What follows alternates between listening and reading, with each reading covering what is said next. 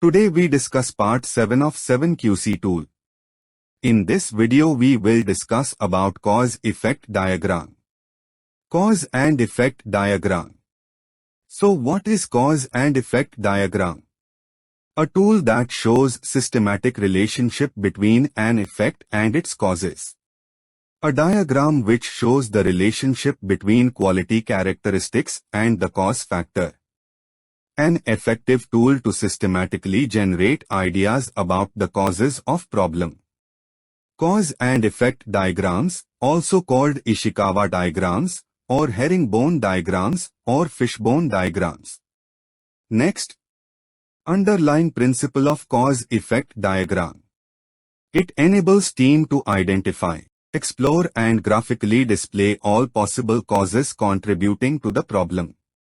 A cause and effect diagram is good for looking the whole causal relationship of possible causes and its effect toward problem. It enables identification of root cause, not symptoms. Next, Dr. Kaoru Ishikawa developed this cause and effect diagram in 1943 while working with Kawasaki Steel Works. Next, structure of cause and effect diagram. Effect or result problem is written first. Means you have to problem statement first. Then you have analyze backbone of the effect resulted or problem occurred. Then you have deep dive into the problem which is big bone or subcategory of backbone. Then again you have to see the root cause of each big bone or subcategory problematic area which is called as medium size bone. Then further deep dive can be done which is called as small bone. Like this we have to find the actual root cause of issue. It is also called as fishbone diagram, as it looks like a fishbone. Next, steps in constructing cause and effect diagram. Define the effect. The first step is to clearly define the problem or the effect you want to investigate. This effect is typically placed at the head of the fishbone diagram, resembling the head of a fish, and it's what you are trying to understand or resolve. Identify the main causes group. Beneath the head of the fishbone, the effect, draw a horizontal line representing the spine of the fish. On this spine, identify the main categories or groups of causes that could potentially contribute to the effect. These main categories are often called major bones and are typically related to the 6 M's: manpower, methods, materials, machines, measurements, and Mother Nature, environment. Identify causes and subcauses. For each of the main categories, create diagonal lines extending from the spine to represent bones. These bones will contain specific causes that fall under each main category. These are the factors or elements that could be contributing to the effect. You can brainstorm with a team to identify and list the causes within each category. Identify potential root causes. Continue to break down the causes into more specific factors or sub-causes if necessary. The objective is to delve deeper into the factors that contribute to the problem. As you identify potential causes and sub-causes, encourage discussions and root cause analysis to understand the relationships and interdependencies between different factors. This can help you uncover the underlying or root causes that are responsible for the effect. The cause and effect diagram is a visual representation that allows you to map out and organize the various factors and their relationships in a structured manner. By following these steps, you can systematically investigate the causes of a problem, understand how different factors are interconnected, and identify potential root causes.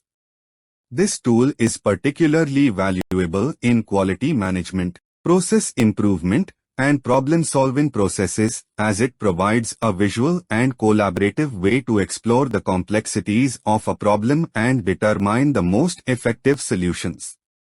Next, Let's elaborate it step by step. First step is define the effect. Write the effect or problem or result in box. Draw backbone or causes. Second step, identify the main causes group. Use 6M principle as main causes, such as man, machine, method, material, measurement and mother nature, means environment. Third step, identify the causes and sub-causes. Do brainstorming by asking why question. Fourth step, identify the root causes. Check all possible cause and highlight the important cause. But here you have to drill down the root cause till a measurable potential cause. Because if you can't measure,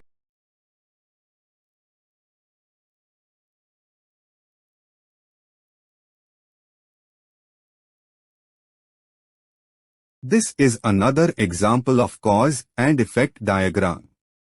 In this example, quality problem is the effect. Then 6M principles such as machine, measurement, man, method, material, mother nature or environment impact is highlighted. Then each sub-cause will be further drilled down, such as faulty testing equipment, incorrect specifications, improper methods.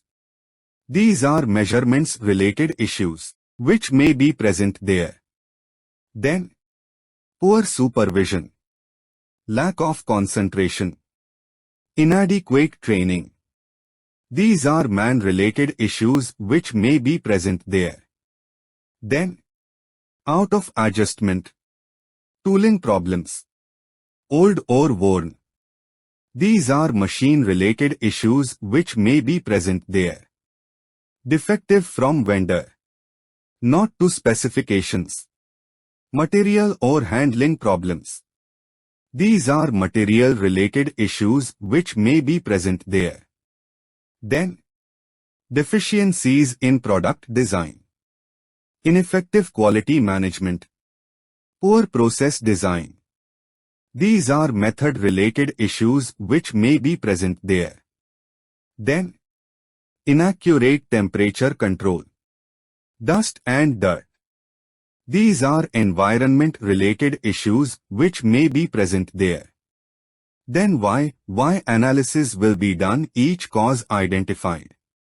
Then highlight the actual potential cause which actual creates this quality problem, such as faulty testing equipment, tooling problems, defective from vendor are the main three issue. Hope you understand. Next, advantage of cause and effect diagram. Making the diagram is educational in itself. Creating a cause and effect diagram is an educational process in itself. It encourages team members to think critically and analytically about the problem at hand. As the team brainstorms and organizes potential causes and their relationships, they gain a deeper understanding of the issue. It promotes learning and knowledge sharing among team members. It demonstrates knowledge of problem-solving team. The use of a cause and effect diagram demonstrates the problem-solving expertise of a team or an individual. It showcases their ability to systematically analyze and address complex issues. This can be particularly valuable in professional settings, as it highlights the team's commitment to solving problems effectively. It results in active searches for causes. The process of creating the diagram actively engages team members in searching for and identifying potential causes of the problem. This structured approach encourages a comprehensive exploration of contributing factors. Team members become more proactive in identifying and discussing the root causes and contributing elements, which can lead to better problem-solving outcomes. It is a guide for data collection. The cause and effect diagram serves as a guide for data collection. Once potential causes are identified and organized, Within the diagram, it becomes easier to determine which data needs to be collected to investigate each cause further. This focused data collection is essential for a more precise analysis of the problem. The diagram promotes a structured approach to problem analysis, highlights the expertise of the problem-solving team, encourages active engagement in the search for causes, and guides data collection for a more thorough investigation. These advantages make it a valuable asset in a wide range of problem-solving and quality management scenarios. Next, check few factors while constructing cause and effect diagram. Identify all the relevant causes, factors, and the causes most strongly influencing the effect characteristics. It's crucial to ensure that you identify and include all relevant causes or factors that may contribute to the effect or characteristic you are investigating. A thorough brainstorming session or input from a diverse team can help uncover potential causes. Failing to consider all factors may result in an incomplete analysis. Not all causes are equally significant in influencing the effect. Some causes have a more substantial impact than others. As you construct the diagram, focus on identifying and highlighting the causes that have the strongest influence on the effect. This can help in prioritizing efforts to address the most critical factors. Express the effect characteristic negatively. It is common practice to express the effect or characteristic in a negative or problem-oriented way. For example, if you are addressing a quality issue in a product, you might phrase the effect as high defect rate rather than low quality. This negative framing helps in clarifying the problem and its impact. The why is the linkage between effect and its causes. The cause and effect diagram is designed to show the relationship between the effect and its causes. Each cause should be linked to the effect with a clear and concise statement that explains why it is a potential contributing factor. These why statements provide context and help team members understand the logic behind each cause's inclusion. Make the same know of cause-effect diagram as that of effects. If you are dealing with multiple effects or characteristics, it's advisable to create separate cause and effect diagrams for each one. This allows for a more focused analysis of each issue. Trying to address multiple effects in a single diagram can become cluttered and less effective in identifying and addressing the root causes. In addition to these factors, it's essential to involve a cross-functional team in the process of constructing the cause and effect diagram. Team members with diverse perspectives and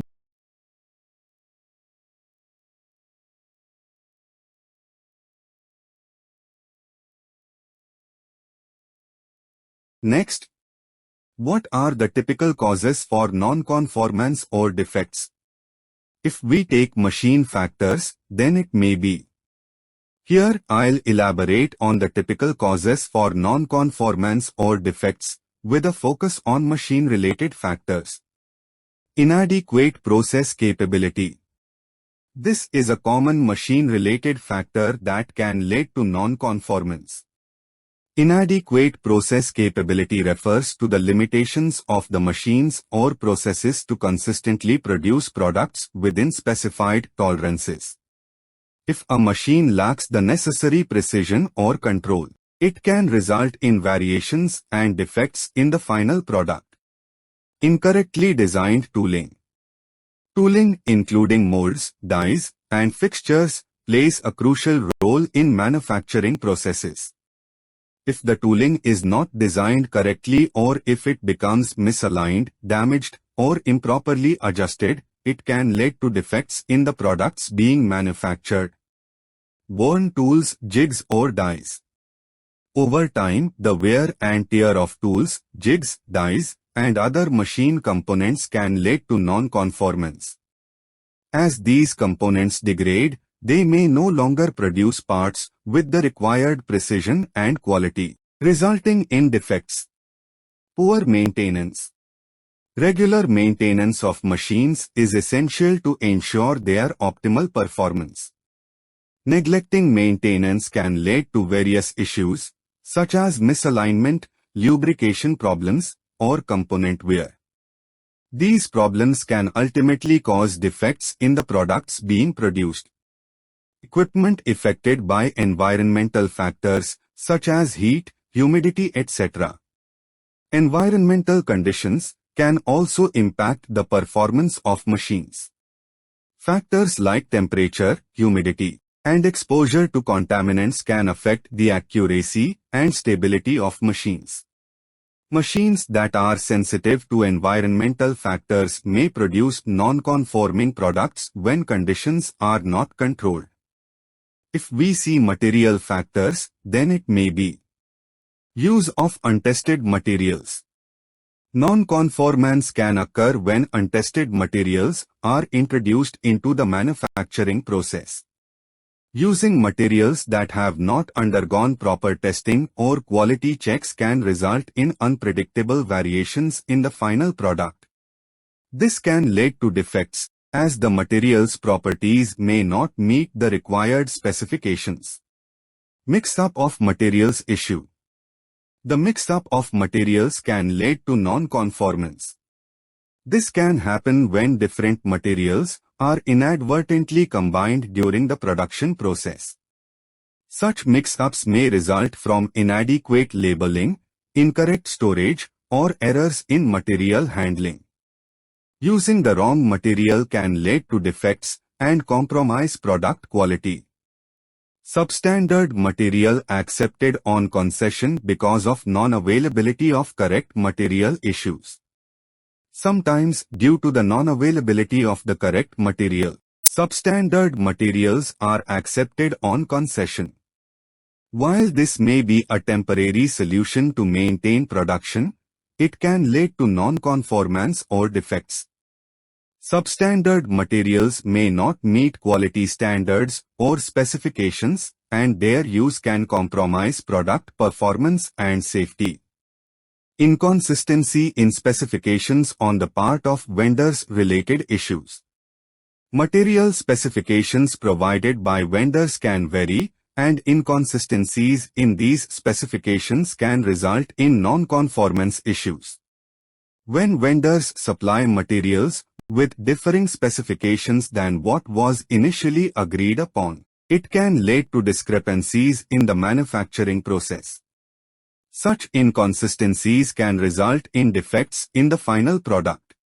Next, if we take main factors, then it may be incorrect knowledge of setting up machines. Proper machine setup is critical to ensuring the quality and consistency of the products being manufactured. When operators lack the correct knowledge of how to set up machines accurately, it can lead to deviations from the required specifications, resulting in non-conformance and defects. Careless operator and inadequate supervision. Carelessness on the part of the operator, often due to distractions or lack of focus, can lead to errors in the production process. Inadequate supervision or oversight can also contribute to non-conformance.